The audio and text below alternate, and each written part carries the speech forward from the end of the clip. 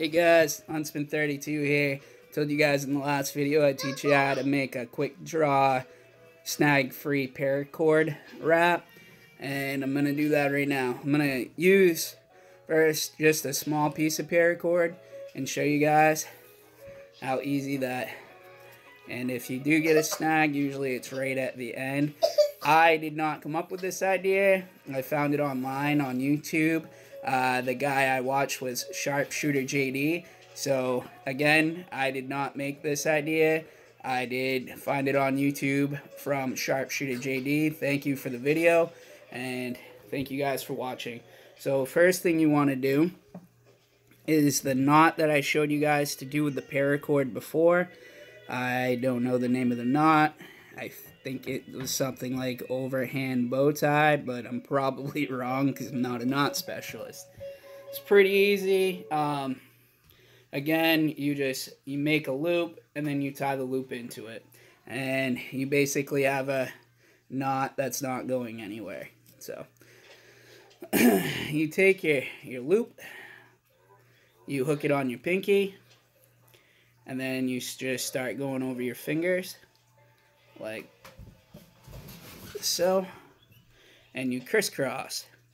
So you cross over your finger, under your thumb, back and around, and then you just kind of work up your hand. And I'm going to show you guys how to do it with a lot of paracord next, because I have 100 feet of paracord now that I have to wrap up that I didn't end up using on my pack. So normally what I do is when I get to about here, maybe one more loop. Usually when I get just, a decent amount of slack left, you pinch all of this, you slide it off your hand. Now you kind of want to keep it as grouped together as possible, and then you take your slack and you wrap it.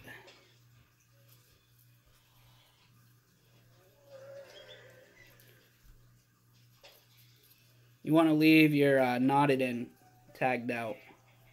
And then once you wrap it a few times, so I only wrapped it a couple times, and then you just suck it off.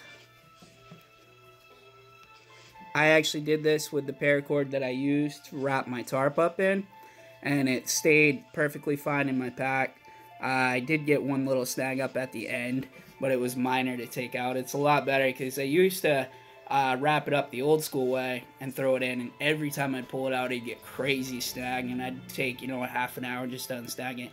When you're in the wilderness in a survival situation, the last thing you want to be doing is dubbing around with rope, wasting energy and time. So again, you just grab it and zip it out.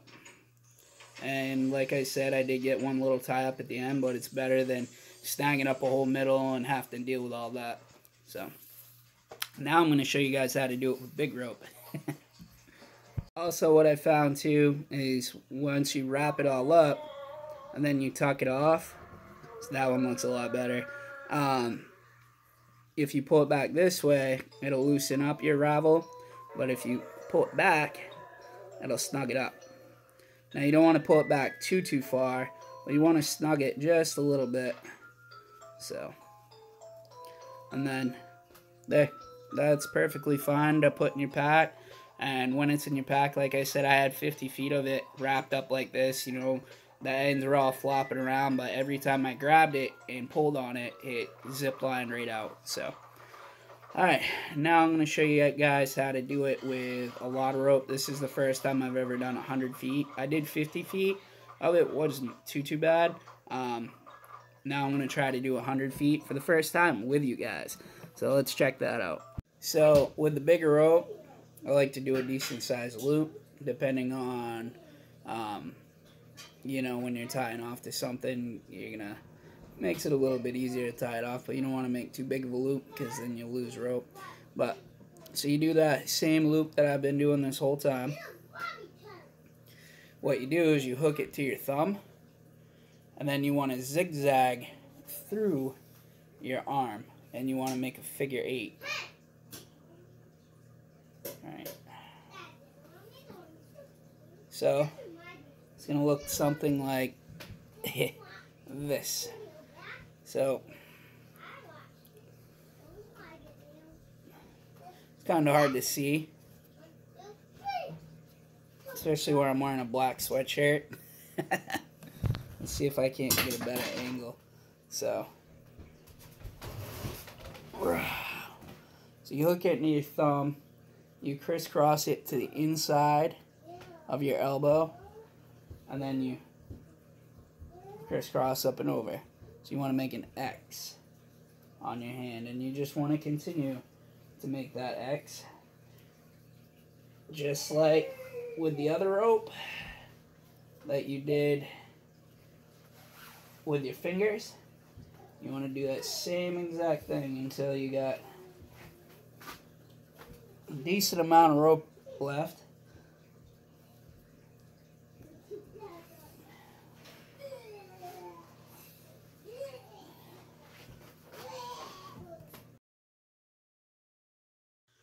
Well, my phone died while I was unsnagging the rope because I had it laid out a different way. I'm telling you, rope, for me, I could have it in a straight line and it'd still find a way to knot up. And knot up in ways that I didn't even know you could make a knot. But, so this is the end result. You finish it off the same exact way as the small rope. Obviously, you're just dealing with more line. What I was thinking, too, with the bigger rope, is that instead of doing the knot that I showed you guys how to do on this, you could actually do a slip knot. And what you do is you just make your loop and then you tie off onto your main piece of rope, and that allows you to move the knot up and down. So that way, if you had, or if you're tying off to a tree or something, you can put it around the tree.